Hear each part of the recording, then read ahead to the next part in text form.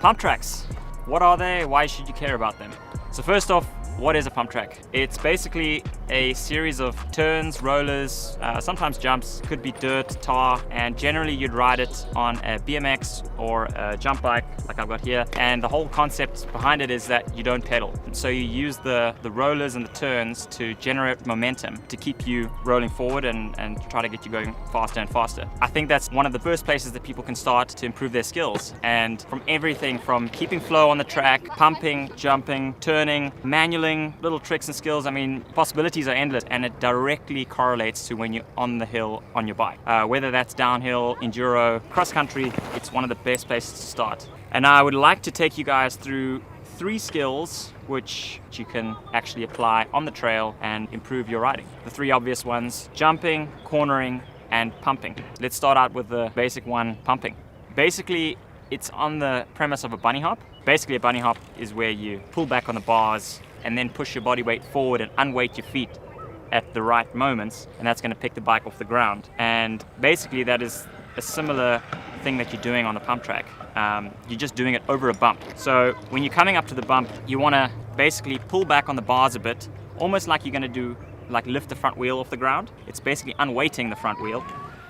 And then as you get to the top of the bump, you want to shift your weight completely forward, push onto the front wheel so that goes into the backside of the bump, and unweight your feet, which is going to basically almost lift the back wheel over the bump.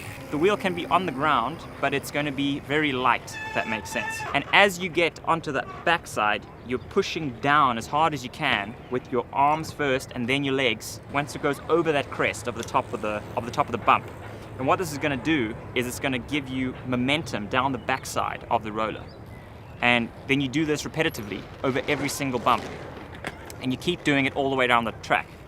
And not just on the bumps, but also in the turns. And it's a similar thing that you're doing throughout everything. So the next skill we've got is cornering. It's going to be bermed cornering that it's going to help you mostly with. If it's a good pump track, it's going to have steep berms and you're going to maintain a lot of speed. From a technique point of view, keeping your head up, looking where you want to go, what you can do is learn to carry speed through and out of turns. You want to come in relatively high and come out a little bit lower. You don't want to come in low and go out high. That's going to be the wrong way to go about it. So come in a little bit higher and try to come out not as high as you went in. Look where you're going. Obviously don't brake.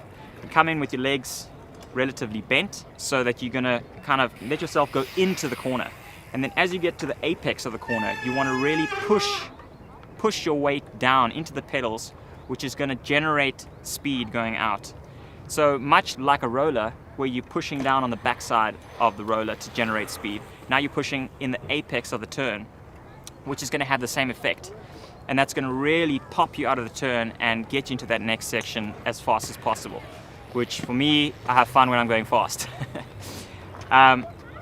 This is going to translate directly to mountain biking. The majority of your speed is going to be made up through the turns. So last but not least, jumping.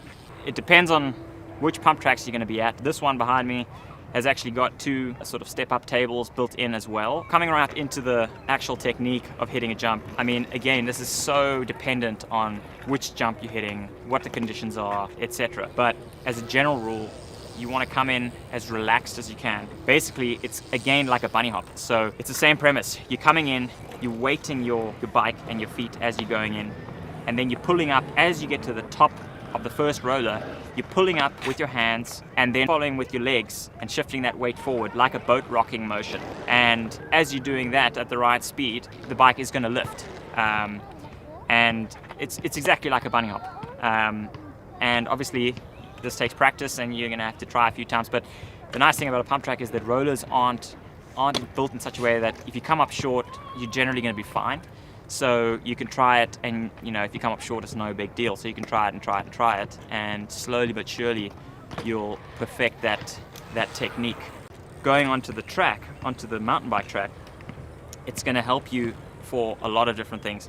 There are often rollers and jumps and maybe natural rises, rocks, roots, things that maybe there's consecutive ones in a row that you could jump, and make your ride smoother, make it more fun, make it safer sometimes if you want to miss a section that you could jump. But if you don't have that technique to actually pop a section which is not built as a jump, then yeah, you're not going to be able to do it. So this is a perfect place to practice that and hone that skill, and you can do it over and over and over again.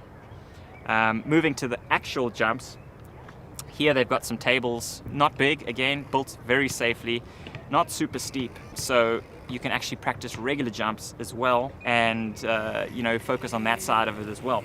You're going to have to use a little bit of that technique as well to pop and jump yourself, so a bit of a bunny hop technique off the takeoff, because if you just ride off, it's not going to be enough lift to actually clear the jump, which is a great thing as well. If you've got jumps on the track, there will often be jumps in a bike park or on a downhill track, cross-country track, whatever it may be, that aren't built really well, so to speak, or not, maybe the lip's not steep enough, that you actually need to give a little bit of pop to get over it yourself.